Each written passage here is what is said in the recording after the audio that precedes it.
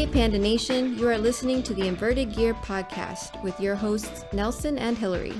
Join us every week as we take you behind the scenes into our brand, discuss upcoming projects, and conversate beyond the mat with the interesting people we've met along the way.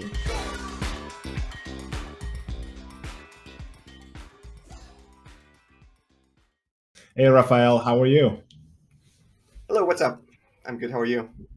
We're doing good. Can you give us a quick intro before we get started? I'm Raphael Levy. I'm a Magic the Gathering professional player, and I'm also a Jiu Jitsu brown belt. That is a very cool combination. And I think you're the hero of a bunch of us nerds that do Brazilian Jiu-Jitsu and play Magic the Gathering. The hero? Wow, I didn't know about that, but okay. I'll wear the flag for you guys. How did you get started in Jiu-Jitsu? So I started around 2010 or something. So basically, a couple of years before that, since I'm a Magic player, so mostly a nerd. And I started playing competitive Magic when I was like 14 or 15. So when you're a Magic player, you're more interested in tabletop games than play soccer outside and do physical activities. So I was not really into any of that. I was not athletic. I was running once in a while, but nothing really. And one day I was away. I think it was in 2007, I think. I was like, dude, you know how to do a lot of things. You have done a lot of things in your life. You've been traveling, you met a lot of people, but you would get your ass kicked in a fight. Like you would not. What would you do? Yeah, okay, you're smart. Hey, good for you. What are you gonna do? What if someone throws a punch? What are you gonna do? Oh, you're gonna dodge. Yeah, you don't know how to do that. You've never trained. You don't know. You can't even run very fast. So what? What's your plan? Like, okay, well maybe it's time to do something about it because if you have a problem, you find a solution. So it's like, okay, I just looked it up and I was like, I went to karate for a couple of years. And, well, nothing wrong about against karate or anything. But a friend of mine from Sweden, he told me, look, you're doing karate good for you, but really, just go try jiu-jitsu. And maybe that will help you a little more. So the next day, well, when I got home, um, I went to that jiu-jitsu class and that was a total different world for me. Of course, like if you listener remember your first class, you get your ass kicked, you have no idea what's going on, and everybody kicked my ass. Obviously, I don't even know what I was signing up for. I didn't even know what jujitsu was, and I saw like these guys that were not taller than I was, and I'm not very tall. I'm not very big, but they were not bigger than I was. Like these guys can do it. Why can't I do it? So without knowing much more, I signed up and I never quit. That's awesome. And then that is one of my favorite attitudes when people start Jiu-Jitsu. Is like, if these guys could do it, eventually I'll be able to do it.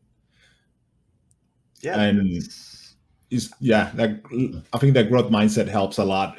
And it's tough when, like, when you're a beginner, and when, like, me and Hillary been doing for almost 15 years now, so it's tough to put yourself in that position back then, because, like, we've been doing it for so long, so it's hard to remember I what it remember. was like. I remember.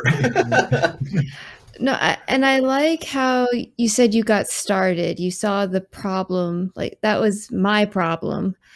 Realizing if I was ever attacked in a fight, what am I going to do? How am I going to defend myself? I'd probably panic. I realized I even got panic attacks. I didn't even know that about me until I was put in that position in jujitsu class. So thankfully, yes, I stuck with it. I saw the problem.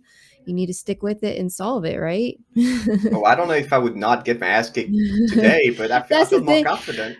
I feel more That's confident I would that's not get that's my ass kicked. That, exactly that right. doesn't mean I would not I get my don't ass know if kicked. I'd win or lose, but at least I'd have the confidence to Yeah. try, right? The one memory I have from my early days was rolling with this really big blue belt that would just pass me to north south every time, and just put his ginormous belly on my face. And I would spend 4 out of the 5 minutes of the roll stuck underneath this giant human being, and just telling myself, like, okay, you really need to work on this guard thing. because this is not fun. So Rafael, Yes. you're in France, correct? Yes. And then I know France, the judo culture is pretty big. hmm And then do you see a lot of the judo players starting? Is jiu-jitsu becoming more popular? Are you seeing more judo players making the transition? So it's complicated. Let's just put it that way. Like there are a few judo people like doing jujitsu, so they have like all the talents, but they've been mostly avoiding it. They've had their own competitions, the Newaza circuit. Uh, it's been starting to mix a little bit since the representatives of IBJJF, the CFGGB, very recently, that we're talking about month, they got together with the Judo Federation for the competitions to come and for the organization of like competitive grappling with gi, blah blah blah thing. Yeah. So it might change a little bit. Like the jujitsu people are going to be competing in the judo competitions, in the Newaza competitions, like being qualified, and so you don't have to choose which circuit you're going to. You can do IBJJF, CFGB, and still compete in the judo federations. So I think it's going to be a big mix going forward. Something we haven't seen too much in the past. You have like these people doing both things, and there's also the wrestling federation that's also in the mix. So it's been big, What's up with complicated. you? What's up with you French people and your love for like federations and governing bodies? Yeah, And don't it's ask so me. funny. I didn't say anything of that. Yeah, it's very funny how much control the French have over like worldwide governing bodies over sports. Yeah, I mean, it's Do I remember correctly that the Judo Federation like banned the competition, like judo athletes from competing yeah. in like other grappling sports at one point? So they've had a huge influence on a lot of the like fighting sports. So I don't know everything behind this, but it's a lot about money, right? So they get money from the state to have this federation, and when another federation does something they do, they're not very happy. So if they can, like try to, in French say mettre des bâtons dans les roues, like put sticks in the wheels. If they can hinder the progression of others, that's that's good for them. It doesn't look very good, but that's been happening for years. And you've seen MMA has been banned for so long. They've been like keeping jujitsu people from getting like their gyms. Like in some cities, like no, you can't. Like they talk to cities and no, they're not allowed to be there doing the things we do. So please get Wow. them out of here. So stuff like this. Mhm. Uh, well, now it's getting better, but it's been for a long time. It's been like that. So obviously, the athletes competing in some circuits, they go back to judo. Like, oh, what did you do? No, no, you're not on team anymore. You went there. You're not. No, no, you don't belong to us anymore. No, you. We get this guy. This guy's more loyal to us. It's Wow, been an ongoing story for years, but I think it's getting a lot better. that's cool. And like anywhere else, the jiu-jitsu culture is just growing and growing. So it's good to see that France is finally opening up a little bit. Now that you're been doing jiu-jitsu for how long now? 12 years, something like this. Oh, 12 just years? just just to like clarify stuff. I'm not talking as like jujitsu brown belt person. I'm also running Jits Magazine France. That's also I forgot to introduce that.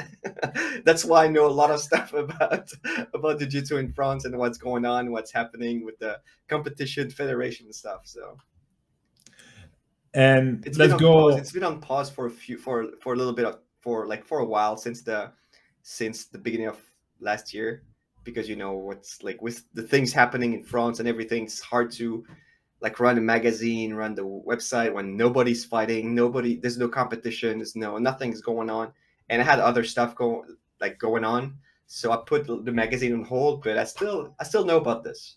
That's why Yeah, I'm talking about jiu-jitsu in France and about jiu-jitsu in general. very cool. So as a giant nerd, professional hmm nerd, how has the Magic the Gathering and all the games you play leading up to your jiu-jitsu experience, has that sipped into your game or the way you approach learning jiu-jitsu? So to me, like I'm not as I stated, I'm not athletic. Like it's getting better, but I didn't have, I never really had time to like train, to work out, to do all the stuff because as a professional nerd, as you mentioned, my life has been about traveling around, hopping from planes to planes, and like playing cards. That leaves a lot less time to actually train, work out, and do all this stuff. So to me, going to jujitsu is like obviously a way to channel my energy to like be better physically. And I couldn't focus on everything. There's just no time. If you want to do everything, if you want to be good at jujitsu in everything, you need to spend your life at the gym. Not your life at the gym, but you know what I'm talking. You know what I'm saying. You need like 5 6 days a week at the gym. I couldn't do that. That's just not possible. And also, if you travel to go to a tournament, you miss like a week of training, and that's just you're not really evolving the way you want to evolve. You want to be like the full. You want to have the full picture. You want to be the strongest, the best of the best. That's not working that way. So I had to adapt. You just I'm a competitive person. I do everything to try to be as good as I can be. Not the best in the world, but just as good as I can be. So to me, I had to adapt. I'm not big. I'm not strong. I need to find a game that actually fits my my way to fight. So I found this, and I'm trying to work it as hard as I can. Now I'm hopefully going towards the black belt, so I need to obviously diversify my game. But the game I know how to do, it's very efficient, and I've been only working on this like very hard, like mostly half guard, close guard, and bunch of like something around there. uh, but the other side, like all the, I'm mostly on the back guard passing and everything. I haven't focused enough on this. I know how it works, but it's not my game, and I know I can do it. But if I have to fight like in competitions, and in when I'm sparring with people that are much better than I am, I'm not gonna go into that game because I'm not good enough at this. So it's all about adapting. It's all about doing what I can do. It's also not wasting my time because at the point where I'm at, if I start everything from the beginning, it's gonna take so much time to know everything as well as what I know what to do. So over time, I'm gonna get there, but you have to manage your time and your training. So Yeah, I mean, the training reps, it's a limited resource. So one of the things people always ask when they're starting is, how do I get better at guard passing or escaping mount or leg locks? And the only answer is that you need to spend time there, both drilling, mhm. situational sparring, going for it, regular sparring. So especially when you don't have the large amount of time to train every day, you can only pick and choose so many things to get good at. And I think that is something that it kind of goes missing sometimes, and people get frustrated that they're Mhm. their mount game or the half guard or whatever is not coming along, and only thing that's going to come along is what you're working on. I always find it fascinating when I roll with people like, especially like the Gracie lineage, like more self-defense oriented, and they might not have the best guard, but if you get like side control or mount on them, it's so hard to submit them, and they're so good at escaping those spots. And it's like very obvious. It's like that's where the reps are going, Mhm. not the guard, the guard play or king of the guard kind of situation, but starting from these bad positions and working yourself back to guard. Yeah, it's like this is something that's what I'm not a jujitsu teacher. I don't teach that. But if someone asks me, that's what I'm gonna answer. And when I hear all these people saying, "Oh, you have to train everything, and you don't know how to play only your weak points," like I understand to improve your weak points, you have to work them. Like 100% agree. But is it really, do you really need to know everything? Like, do you need to be efficient? Do you need to know everything? I mean, there are a lot of, like, I go to now I try to go more often because I have time in the mornings now, so I can go train, and it's more time for me to absorb all this stuff. But I know when I go to class and I'm on my back and I see these lasso guard, this spider guards, and all these like little things that I would never do. Like, this is not, if I'm in this situation, I'm gonna do something I know what to do. I understand there are options and I want to know the options. It's good to know. But there's no way I'm gonna put them in my game. It's just not, I wouldn't, my body will not respond to this. And I can't rep this 1,000 times, 1,000,000 times. I'm never gonna do it. So it might sound, oh, but this guy's lazy. Why wouldn't he do that? It's not being lazy, it's being efficient. You're not gonna see something and rep something 1,000,000 times that you're never gonna do. It's good to know, just in case, one day you're like, huh, but I've seen this one, maybe it's good for my game. And then you relearn and you re-see it. Say, oh yeah, how bad, like shipping this way and like getting to Delariva there and sweeping there. Oh yeah, that could be good. I thought I saw that. It's good because you have this passive memory of the move you saw. Because for a lot of people, you go to class, you go home, you forgot what you saw. Like for maybe 95% of the people going there, or 5%, oh yeah, I'm gonna practice this, I'm gonna drill this 1,000,000 times. If you understand the game, if you understand how balance works, how leverage works, you understand the technique. You might forget it, but it's gonna stay there. If you don't understand, if you have no clue, you're gonna forget it. You're never gonna see it again, or you have to rep it again 1,000,000 times. So I don't see, to me, I don't see the point in repping 1,000,000 times something you're not gonna do, you're not gonna use. If you see it's useful, you should do it. Maybe that's lazy, but that's just the way I see efficiency. No, I think that's important because jujitsu is so robust and it really is for everybody. I truly believe that it's for everybody if they want to do it or try it. But there's certain moves, like you said, that work better for Raph that don't necessarily work for Hillary or for Nelson. We're all very different body types, have probably different goals when we go to train one day or another.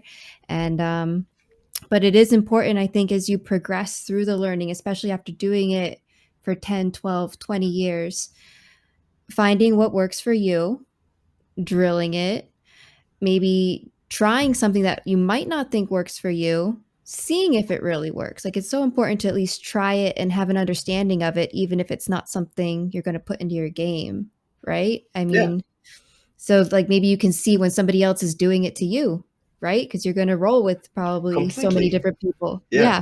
So Knowing it that's exists and important. trying it is important for sure. Like, I'm not saying don't see anything, just try the one thing you know how to do and make it 100% and don't look at Yeah. anything No, else. That's not what I'm I'm saying. agreeing with Yeah. you. I'm agreeing with you. Yeah. Especially when there's a time constraint and you're the kind of guy that gets there maybe once, twice a week. Exactly. You're in a completely different situation Hmm. than the 20-year-old that is going twice a day, Hmm. every day. Yeah. If you're in that situation, man, learn everything. But if you're 40, just starting, have 3 kids, a full-time job, are 40, coaching your kids. that's old, man. Oh, 40. Ugh. I turned 40 last month, so Yeah, I mean it's just a different situation, yeah, no, yeah, it and then is. one of the start thinking about constraints the way I think about, especially if you have the limited amount of time and you want to learn gi and no gi, is doing things in the gi that will work in no gi. So if you like training both, but you're spending all your gi time doing spider guard, you're doing yourself a disservice when the gi comes off and then those grips are gone. Hmm. Same with your passing. Can you do? I understand there's going to be gi grips involved, but is your passing transferable to no gi? That was a huge issue I had as a brown belt when I started focusing more on no gi. I had a really hard time passing the guard without grabbing the grabbing at the knees like Toriando style, Hmm. and having to develop a passing that worked both in the gi and the no gi without those grips was a big emphasis for like 2 years until I got comfortable doing it. And now I'm super, I pass the same with gi and no gi. Slight differences on the grips, but my passing game, I can adapt. I can adapt to both. Do you train a lot of no-gi or mostly in the gi? No, I don't. I don't train nogi. I used to, when I had time, I did a little bit of both, but now I'm just focusing on gi. Very good. Focusing on gi. I'm doing gi when I can. When I Yeah, go train, no. I put on the gi. I never do no gi anymore. Yeah, it's like, again, if especially there's time constraints, I think that's, and you also see it with a lot of people that have been training for a long time. I have a lot of friends that started, like, in the early mid 2000s and are training now, and they just refuse to do nogi because the nogi game has advanced so much, and then there's all these leg entanglements, Mhm. and they just don't have the time to learn all these skills. And also there might be like hip knee issues from being older and doing jiu-jitsu for a long time, so for them it's just not worth, one, the time commitment to learn the new leg lock game, but also the injury risk that comes with, like, sparring with leg lock, especially when you're older and you're not, like, you might not be as flexible as you should be, mobility issues and whatnot. So one of the things I wanted to talk to you about is, what does it mean to be a Magic the Gathering pro player? And I understand it over the last 2 years, it really has changed since the pandemic. Yes. And then we can talk about how I really like how the old system worked, but if we can start with how does it work now? Oh, that for right now it's it's very simple. They're gonna be like three more tournaments and that's it. That's they're not gonna be any more competitive scene. So maybe we can talk about what happened before because that's probably Yeah, more interesting. sure. So for a long time, that's basically my whole career. There's been these like open tournaments which were called GPs, Grand Prix, and they qualified you for bigger tournaments. They get you points, and then at the bigger tournaments you also get points, and based on the points in the season you get some benefits for the next season, which are either money or travel fees or basic. Fairly simple explained like this. Right now it's very different. They decided that they don't need us anymore. Magic's gonna work very well without us, so you guys do something else and let us sell our cards. That's how it works now. But for a long time it was very, you had an incentive to go to tournaments, to play hard, to play a lot, and if you were good enough you would be at the top and you would stay there and you would make a living of it. But you would also need to work as a, in as a content creator, like just to make like a little bit of money aside from the tournaments, because they don't necessarily give you a lot of money, which is kind of comparable to, like in that case in jiu-jitsu. If you want to compete, you're not going to make your money off competition. You're going to make money off seminars, of classes, and stuff like that. I don't know what other teachers do, but I think they mostly make their money off classes, right? Yeah, I mean, the content creation is coming up, especially with BJJ fanatics becoming as Hmm. big as it has become, and everybody has those DVDs, and like the top sellers on that website are making a pretty decent living. Also, like you said, content creation is up. Some jiu-jitsu guys are making a pretty good money off their YouTube channels. Some people are go doing like Patreons and the subscription-based websites with techniques. But yeah, I'm going to do that for it's a Magic players. fascinating. It's fascinating how close the model is becoming. I'm going to do jiu-jitsu for Magic players on my YouTube. Yes. That Because would be an awesome niche. I'm streaming on Twitch for Magic. That's my content creation right now. I've been writing articles for a lot of different sites. Uh, yeah, I made one video, one jujitsu video for Magic players. You probably saw it. But I haven't touched that in a while. I haven't addressed that audience with jujitsu in a long time. So maybe it's time to get back to it. That'd be great. So the once you were in the pro tour, and it was like a tier of what level you were in, like how many points. So higher your ranking was, more money you made, Mhm. and then it was a yearly paycheck or like a monthly thing. Once you were in the, Changed a million times. It you changed a was, million times. yeah, like some one day it was a lot of money for top tier and a little less, and then they changed it a little bit. They made it like platinum, like you weren't from, I don't know. They different names, different levels, and it was mostly, yeah, top tier gets a lot of money, second tier get a little less money, and then there's lot less for the rest. Yeah, and then when did Hasbro take over? Oh, Hasbro took over very long ago, Very long ago. Okay. like 20 years, maybe more than 20 years ago, something like that. But it seems like there's been a lot of changes the last 5 years. It's been the Yeah, most like upheaval. there's been this. So this is just a few things to know about the Magic scene.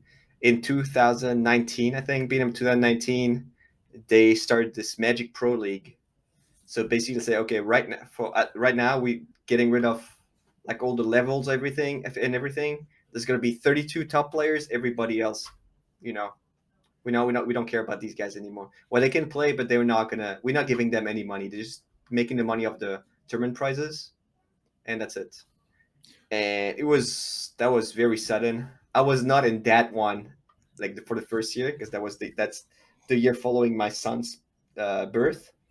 So very hard to focus on the game, and well, you probably know by now, hard to do anything competitively or seriously when your firstborn is there.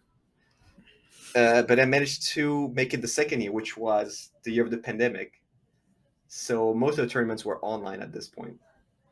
So, and it's coming to an end very soon. Yeah, I mean their push was to become an esport, Yeah, right? That was the whole I, idea. I thought that was great. I thought that was a great idea, even though I was not there in the first place. I thought, yeah, Magic's going to be an esport, and kind of became one. But then for some reasons, oh yeah, it's not working out. Okay. Okay, But I thought it's worked out, but okay, maybe so they know better. the old system, I thought if you could adapt it to jiu-jitsu Hmm. would be, let's say, let's pick a governing body. Let's say the IBJJF, since it's the Hmm. biggest one. Let's say you're a black belt and you're ranked top 10 at the end of the year. Hmm. Then you are a pro Hmm. jiu-jitsu athlete, and the IBJJF is going to send you a paycheck either once a year or once a month, depending on your ranking. And then if you follow the Grand Prix model, you would be incentivized to go to, let's say, the open circuit. So the New York Open, Boston Open, Munich Open. Every tournament you go, they will give you a check that will cover your travel expenses plus a little bit of money. So this way, the whole reason they did that was so like regular people got to compete against a professional player on their Hmm. whatever tournament they were going, right? And because right now is the problem is like there's money in jiu-jitsu, but it's just what's Like the 10 term? people. Who makes the money in jiu-jitsu? It's like top heavy. It's like you have to go into this 16-man bracket, and then one of you is gonna get ten thousand No, and dollars, also and it's then super hard. It's like this, yeah, this yeah, so like this is completely wild because, I don't have the numbers. I don't know how much they make. I don't know where the money goes. And it's so complicated to set that up because the money you give to the fighters, you're not getting it back. And I'm talking from both perspectives. Yeah, if you as a fighter or as a player, you want to go there and be rewarded for your hard work. Like a medal is fine, but doesn't pay for the flight, doesn't pay for the time invested, doesn't pay for anything. And if you could at least get something back, if you do well, if you work, that's rewarding. But that's unfortunately, and that's what I think about the world right now. The world does not reward hard work, and that's I don't think that's where we're gonna go. It would be great, it would be nice in the best of the world where hard work and merit is rewarded the way it should be. Then that's how they should do it, because they would give me, I don't know, maybe $100 to like fourth place in an 8 people tournament. They would still be earning money because if you pay $60 or like $80 for like to just the entry fee, if you have I don't know how many weight classes, and you just do that for I don't know, for the open class, you give away, let's say, $2,000, just making up numbers here. You're yeah, not really down in money, but and then you're always going to have people complaining about, oh, but these guys make money, and what about me? I'm so light, I can't compete. And you're not going to make people happy. You're not going yeah, to make everybody happy. So on the like from the organize, I'm talking about from the organizer point of view. It makes very little sense to give away money to fighters because they're still going to come. and you're just gonna give away money, and people are still not gonna be happy. So, and there's not enough people competing for you to make enough money to just say, "Oh, I'm just gonna give money because I don't care." We're so rich, we don't give it. We doesn't matter. We can just give it away. So it's a very hard balance to make it a reality. And it's the dream for all the fighters I know around the world. We like, oh yeah, that would be great. Like, imagine if you could pay for a flight. Imagine if I didn't have to just, juice up to be the best because everybody's juiced and like, yeah, I know that's it. No, but like, I had to like put like 26 hours a day of train 26 hours and like kill myself at training to get nothing. Would be great if I had something, but why? Like, why would I give you money? Why? We need thousands and thousands more competitors and millions more dollars. So what I give you, you're gonna be happy with it. I mean, it is a sad reality that jiu-jitsu, especially, it seems to be this path where younger guys are think that if I get really good at jiu-jitsu and I just gotta win a few world championships and then things are gonna take care of themselves and I'm gonna start making money. And like, we have kids that are dropping out of high school to train full time. But the problem is that the seminar circuit is not what it used to be, and there's just so many more high level guys than there used to be. So that's harder to make money that way. Um, especially major cities, are getting more and more saturated with academies. So it's really hard to just start up an academy, like, move to a city and open up an academy. It's funny what's going on in Austin right now. All these big names and people are moving as the city's blowing up and it's becoming like this jiu-jitsu mecca. All these gyms are opening up, and then we'll see how it's going to shake out in a few years and what's going to happen with the gyms that happened there. Are those guys going to make it if all these mega gyms are opening? So I look at a lot of the guys that were very competitive, or were on that path to become a black belt world champion, but they started creating content and they started a blog or a YouTube channel or use Patreon or whatever, and you start putting content out that way and getting their name out in some way besides just following whatever circuit they were on and winning a lot. And I really think as we go forward, like, that's the path. Like, it'd be awesome if these guys were getting paid to go to these tournaments and making more money than they are. But I think, like, content creation, it's going to become more and more important as we go along. I have a question for you because I don't have the answer. Are the ones making the most money off jiu-jitsu content creation the the best competitors out there? I would say it depends. Right now, like, that's the thing too, is very obscure because nobody has the numbers of what is happening behind the scenes. Mhm. But Gordon Ryan seems to be the guy making the most money right now out of his Mhm. content. Just the DVDs he's releasing, BJ Fanatics. Mhm. But there's a lot smaller players that are making a good living of they're subsistent off their YouTube, Patreon, and just getting their name out there that way, and then being invited to do seminars. And some of these guys have never really competed, but they have a very robust seminar income just off the content they create and present online.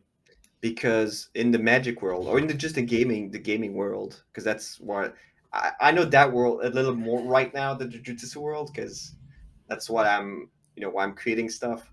The most popular and the creators that make the most money are not the most competitive players.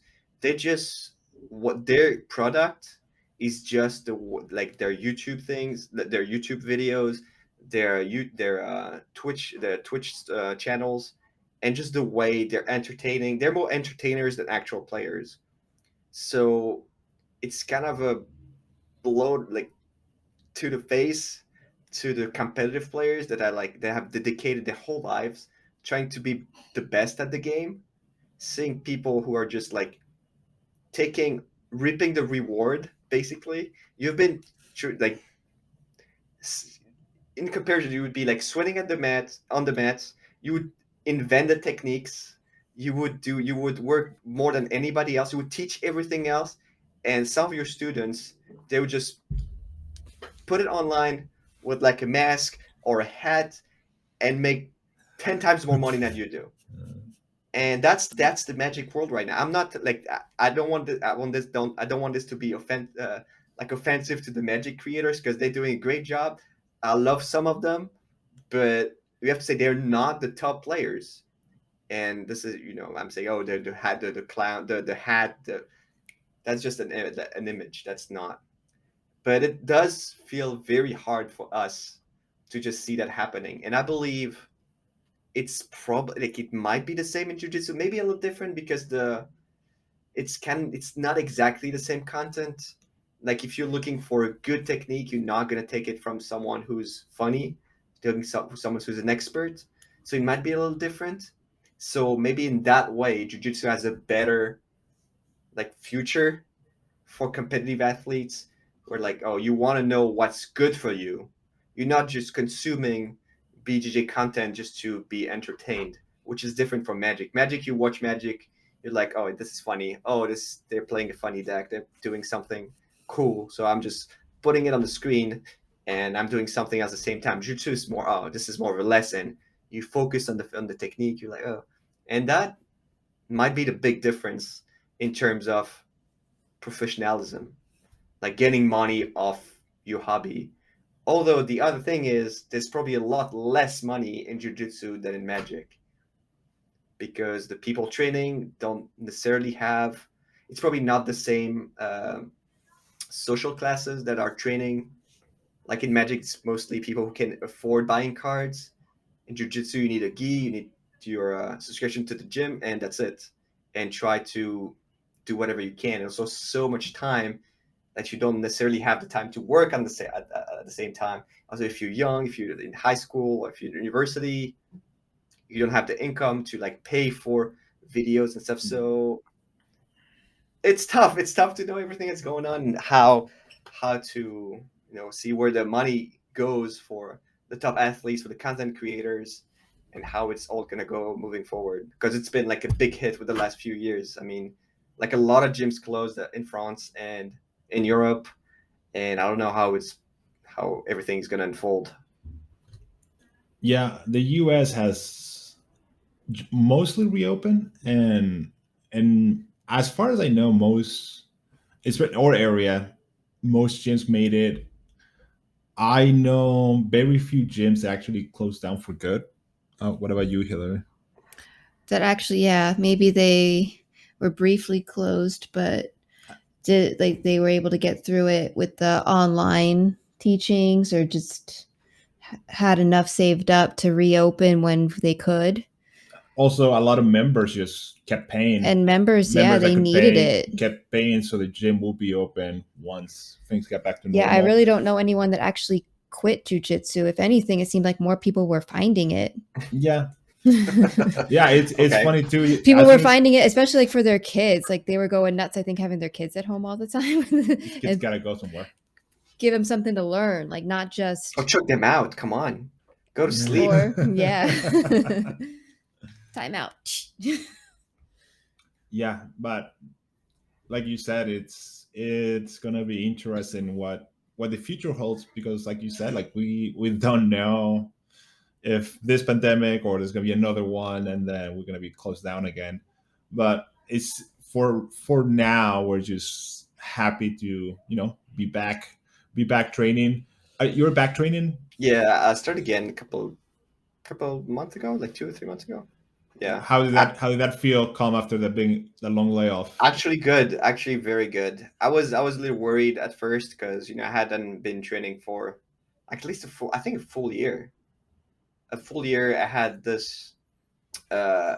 12 square meters of mats at my wife's art studio, and we're training with just a friend of mine, just to keep it, rolling. But that was not just like once every 2 weeks for an hour, so nothing really serious. And I was just running just to stay in shape. But when I started going back again, I was like, oh, it's gonna take a while. And then the week later, I'm like, oh, my cardio is top notch, so I can probably just pick up from where I left. And yeah, I feel great right now. so it wasn't That's too bad. awesome. Nice. Very cool. Very cool. And um, we talked about jiu-jitsu in France. We talked about the similarities between jiu-jitsu, Magic the Gathering, and how there's a convergence of the nerds there. For the Magic the Gathering players that have never heard about jiu-jitsu until this podcast, what would your recommendation be if they do decide to try it out? So I did make a video about this, saying explain Yes. like, look, this is why you should try jujitsu because it could be good for you. You know, if you try to get into working out, you need to be entertained. You need to have goals, and that's when I start something new. I need to set goals because if I don't have any goals, I'm gonna quit right away. And when I started jujitsu, I told myself, look, if you ever good at this, it's gonna be such a challenge. Like it's gonna be such a challenge you achieved. So you have to do it. I mean, such it's awesome if you actually like it. And I managed to get there, and it's a huge accomplishment for at least for me. I feel like it's a huge accomplishment. So set yourself some goals, and if you try something another sports like let's try soccer or something, to me, like I hate soccer. I don't like soccer at all because you go there, you play. It's hard to evaluate how better you get because sometimes you get better, but you know they get. Well, how are you gonna evaluate that? You win matches, but did you really make the team win? Is it because your teammates give you the ball more often? Like it's hard to know. And jiu-jitsu, the good thing is that you know when you win. Like there's no, if you the guy tap of your sorry, if your partner taps, you win. If you mention not tap, that's like kind of a victory. You can say like the beginning's kind of a victory if you don't tap for a while against someone much bigger and much stronger. So that's something to bring home, and uh, and that's something I think competitive people such as most Magic players are, they probably could see in jiu-jitsu. Like if you practice karate or boxing, it's hard to see if you get better because you're never going to go 100%. Like if you go 100% and you punch your partner in the face, that's going to hurt. Nobody's going to be happy. You're going to get kicked out. So when are you going to know that you actually know how to box? You're going to do like competition. Boxing competitions are it's still a little different because you need to not fear the punch in the face, and not everyone's ready for that. So jujitsu, what's the worst thing can happen? Okay, well, we know what the worst thing can happen, but it can't be. It can be bad, but most of the time it's not going to be that bad. You're going to tap. Sometimes it's going to hurt a little, but you're going to tap before. You know you lost, but at least you have a goal for next time. You're like, oh, I'm going to try not to tap. I'm going to try to find a way to defend this. And this whole strategy in your head that you have to work to not tap, to tap your opponent. And this is, I think, very motivating to go to the next class and to get better and to work on your own game because there's so many strategies like in Magic. You have so many different cards. Someday, if you're just into Magic at all, you have a lot of different cards, a lot of different colors, and you pick between like a bunch of different cards, you put them together, you make a deck. And if you want to improve your deck, it's going to take some time. So just say that's your deck. Your deck is your body, and there's just so much you can do with whatever you have there, and you have to make this as good as possible. And it's what you do every time you go to the gym. And sometimes you see another techniques like, oh, can I use this? Can I use this card? Can I use this technique and put in my deck? And the more you go, the stronger your deck is going to be. And this is how I see like the parallel between the two, like Magic and Jiu-Jitsu. And for me, that's what it is. That's like, this is me. This is my body. This is what I know. This is what I can do. Let's see if I can do a little more without like overreaching and be as good as I can be.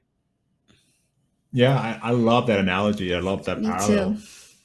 And yeah, I think that's one of the things that attracted me when I was like, in my 20s to jiu-jitsu was this strategy aspect. of jiu-jitsu, and like you said, just building your game and finding the strategy and how to counter whatever my opponent was doing. Because I always see the chess analogy being used. It's like, oh, jiu-jitsu is human chess.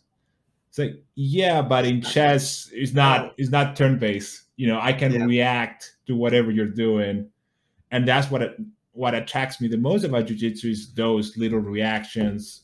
And like any strategy game, like there's going to be some pattern recognition, and the more Mhm. you do jiu-jitsu, the more you see your patterns, and you build that game based on how, like, the patterns you see. And when you've been doing it for a long time, and people always like, oh, it's like you're a black belt, you're thinking like 5 moves ahead. It's like, not really. And It's like I'm there and I know what's likely to happen, and I know how to put myself in a situation that I'm gonna funnel you into. It's like, okay, if I put him here, he can do one of three things. If he does this thing, I'll do this. If he does this other thing, I'll do that. And that's what I like. And then that's how I think about jiu-jitsu. That's how I build my game over time. And like we were talking about earlier, when you just start training, you haven't seen the patterns, mhm. and so many things are new to you that somebody grabs you, grabs your collar, grabs the other side of the collar, and that's a cross collar choke. It's like, Yeah. oh man, like I tapped to that. It's like, how do I defend that? And then the next time you put your arm in to defend the collar, and then they pull your arm across and you get arm bar. It's like, oh man, that was crazy. So I don't like the analogy with chess because it's like a big, like it's a huge difference. I think like jujitsu is closer to magic than to chess, like in a lot of different ways. Because the thing with chess, so there's this chess that you have even odds of winning at the start of the game. Well, maybe a little more for if you start with black, but let's just say there's no luck involved in chess, except like if you're black or white, but then you switch side and you okay, well, let's not get into specifics of chess, but you start with the same pieces. You start with the same pieces. Interest, you don't start with the same pieces. The guy, your opponent is like 200 pounds and you're like 130. That you don't have the same pieces. They have three queens, you have none. What are you gonna do? Like, no, but it's you can compare it like this. Like you can't. And when you're white belt, you have your first class. You don't know anything. You only have pawns, and they have like queens. Like, what are you gonna? You can't win. It's just not possible. So the idea is to just to. And that's how I explain magic to people. Like in magic, it's like chess, but you actually get to choose your pieces. Like if, like for example, in chess, you're like, okay, we just gonna invent new pieces. Like say you have the rook, the knight. Let's say you have the car. That's a new chess piece, and it goes like this. If you could add a car in your pieces, would you do? What would you replace? Would you replace a pawn? Replace the rook?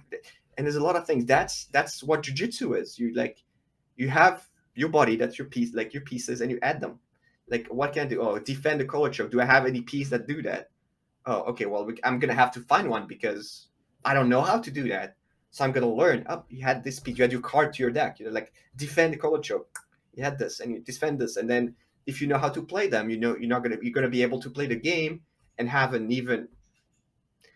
even game with your opponent. And if you have better pieces, then you're gonna be better. Because overall, like the pieces you have in your starting thing is what's gonna help you to win, not because you play better. You have a better like. Of course, it's this is all game strategy and game theory. That's what I do all day.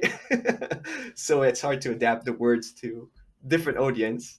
Uh, but Go as yeah, nerdy as you Yeah, no, want. go whatever wild. Go vocabulary you're wild. Go comfortable wild. with, spill it. No, it's just adapt to your opponent with your starting deck, your starting body, and all the lessons you get are just extra cards in your deck and extra ways you're gonna defend your opponent's stuff. If they have new things, then you have to add new cards, new technique, new strategy, new ways to interact with that.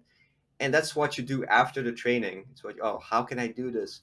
Do I have to look into like defenses? Do you have to ask people? And usually asking people is better to look online because go to a teacher, go to a black belt, someone more experienced. You're like, okay, so someone did that to me. What do I do? Because I have no clue. And they tell you like, oh, can I do it? Do you have the mana to cast that spell? Can I actually include that in my deck because sometimes they're like, oh, how do I escape this triangle? How do I escape this armbar? And like, oh yeah, but it's easy. You just roll and then you do this and this and this. And like, I can't do that. Like, there's no way. Like, this guy's way too big. I can't roll. I can't move my arm. He's too strong. And like, give me something else because this I can't do. And you have to be smart enough to understand what you can do and what your limits are. And that's where all the game is. And there's nothing like that in chess. Your pawn just goes 1 or 2 steps, and that's it. There's no, the pawns don't adapt. Yeah, I Strategy mean can adapt, but your pawns don't adapt. that's something we talk about a lot in the podcast is sometimes in jiu-jitsu we take for granted that everybody can do every move, but that is just That's not true. No. Especially like older, heavier guys. There sometimes I will go to class and one of the younger black belts is teaching all this very modern, very bolo, lapel, upside down, leg pummeling while being like, inverted stuff. And the older, heavier guys in the room are just looking at me like, what is happening? And like you said, like, we don't have the same board every time we use the chess analogy. Me and you are not going to have the same board. And every time you go against somebody, it's like, is he heavier than you? It's like, yes, he has more pieces then. Has he been training longer than you? He has even more pieces now. Has he been training longer than you? It's like, oh man, like this guy's chessboard is 16 by 16. Your chessboard is like 4 by 4 if you're like a white belt. and yeah, I like that analogy. And like you said, it's one of the things, this discrepancy is what makes jiu-jitsu so interesting. So as you progress and your game gets better and you become more efficient with your movement and you figure out your game and when to apply, like, what situations to apply what techniques in, it's very cool when you're smaller against a younger, heavier guy, but your jiu-jitsu is strong enough that you can make up the difference. Mm-hmm. Yeah, I mean, I'm 60 kilos, so I know what I'm talking about. Now it's sometimes it's a little how do you say that? It's not cool when you get in for like against like much bigger guys and you can't do anything. And no matter how much more experienced you are, there's just nothing you can do. They're just too strong. And demotivating is the word I was looking for. And you try everything and you can't move them. Like, no matter how much technique I use, I try and take the bag, just pound you to the ground that you can't move. Like, what am I supposed to do? And that's probably the most demotivating thing. I think, oh, techniques conquers all. Yeah, well, if you're very, very good, it does. But to get to the point where you can't beat anybody who's 50 kilos heavier than you are, maybe 40. Let's go 40. Because 40, 30, you might do that. Over 30, it's starting to be real hard. Yeah, and I compare that. Like, there's a guy in my gym. He's 100 kilos. He's a black belt, and he's very good. And every time I roll with him, I'm like, yeah, well, do whatever you want to me because I there's nothing I can do. Like, and I ask him like, what should I do? He says, eat more. Like, yeah, okay, that that helps. That helps. And I compare this, like, he's 100 kilos. So if you make the ratio, it's like I was rolling with someone 36 kilos. Like, of course I would throw him around like this 36 kilos. That's nothing. And feeling that, like, realizing he's the same for him when he rolls with me, like, okay, well, maybe it's not that bad. Maybe I'm not supposed to be that guy anyway. So it's demotivating. It's kind of disheartening, but you have to accept that just technique does a lot, but it doesn't do everything. Some people just can't beat like this. It's just not possible. Yeah, one of my favorite training partners is this big guy, and he's a very high level black belt as well. So he just had a health scare and lost 20 kilos. So he went from, let's say, 120 kilos to 100 kilos. And it's a lot when we roll now. I can actually move him. Okay. Because before there were times where he would just not, like, if he didn't want me to move him, he had, like, I was playing guard and he had both knees on the ground and he wanted to, like, pin me down and not let me move. He could do that. He's technical enough and big enough that he could do that. Now, 20 kilos lighter, he can't do that anymore. And he doesn't like it that, like, I can move around, get underneath, sweep them, like do more positional No, exchanges you should than we tell used him. to. You should And tell he's him. like, I don't like that. I don't like that you can move me now. I was like, well, welcome to jiu-jitsu with like the rest of the world experience it instead of being when you no longer have the superpower. It's like, I'm not gonna let my opponent move. Tell him to eat more. He's trying. He keeps telling me he's gonna get the weight back. Yeah, and if you in the gaming in the since we're in the gaming analogies, like if you're starting as a very lightweight, it's like you start the game with high difficulty, and like start the game. What do you want? Hard mode, nightmare mode, and all the big guys start with easy mode. Yeah, like most of the people are gonna be lighter than you are, so it's easy. Like all your opponents are just so much easier to move, so much more Yeah, easily. Yeah. it's definitely a thing, and you see, especially the teenagers, guys that started as teenagers and were like very light, and eventually moved up to middleweight and above weight classes. Their skill development is so much higher than guys that did jujitsu their entire time at a heavier weight class. Because, like you said, they were playing the game in hard mode and they Mhm. really had to move. And as a big guy, I would experience a lot traveling or having big guys come visit that were purple belts or brown belts, and they were the only big guy at their gym. They were so, I could tell they were so used of being the big guy and getting spots that were not used to the other person being able to move them or stop their momentum, because they're so used to rolling somebody 80 kilos or below when they were 120 kilos or 100 kilos. And then suddenly, when they meet a big guy, equally sized or slightly smaller, but with better technique, they're like, oh, wow, there's a little bit of a reckoning there. I have to say that's kind of why I liked when I found magic after doing jujitsu for probably almost 10 years, right? Already. I found magic when I was out of jujitsu for an injury and I couldn't be on the mats doing my thing. I had to keep my mental game on point, and Okay. Nelson needed to give me an activity so I wasn't making myself crazy. So he decided to teach me magic. Okay, And I that's have to cool. say, going to the local comic book store and beating those nerds, no matter how much bigger than me they were, You mean felt you beating them, great. like beating them, or beating out No, in magic? magic, in Okay, magic. because You Size you'd doesn't know, probably do the matter. same. So You'd probably beat them too. what was funny? She's like, I don't like constructed. Constructed, for the Yeah, it guys listening, sucks. don't play magic. It means you play your deck. You build a deck and you get to play it all the time, oh and then yeah, I you like take your star. drafting better. So Yeah, I she like would drafting like better too. drafting because Hillary felt it was like an equal, A little like, bit more of an equal, like you said, like you can pick your pieces to build your board, Hmm. right? Build your deck. But having a limited amount of pieces you can pick from, I felt at least really helped me in the beginning, like Hmm. trying to learn.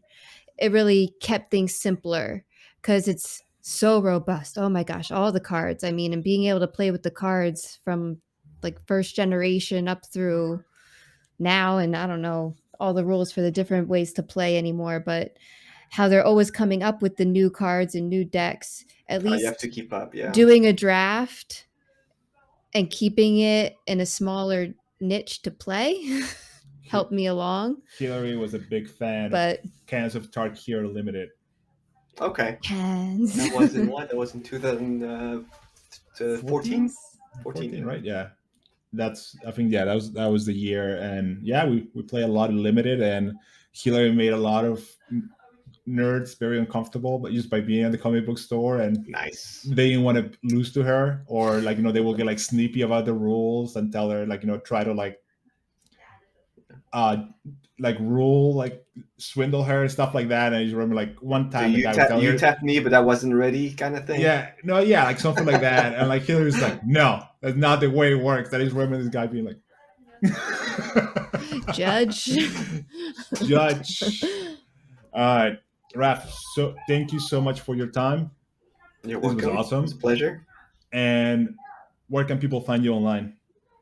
So you guys can you people you can you can find me on Twitter, Raphael Levy MTG, and you can find me on Twitch, Raphael Levy, twitch.tv/Raphael Levy.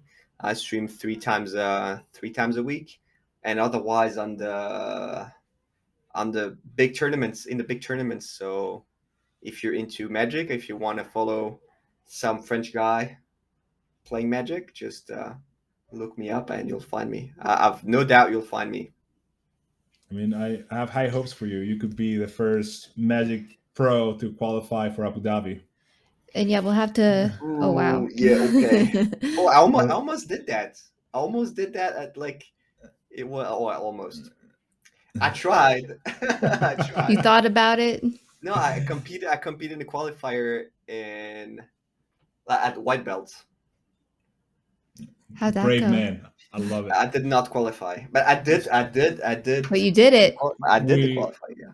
The East Coast trials in the United States are coming up, and there's something like 800 competitors signed up, and they had to close it because they got to run the trials in 2 days. And like used to, it was going to be a 1-day tournament. Now it's a 2, and a lot of the local guys are like, there's not 800 good guys in the United States for this tournament, so a lot like that first round might be a bloodbath for some people. Yeah. So it's going to be interesting to see. All right, Raph. Thank you so much. Bye, thank Yeah, you. thank you.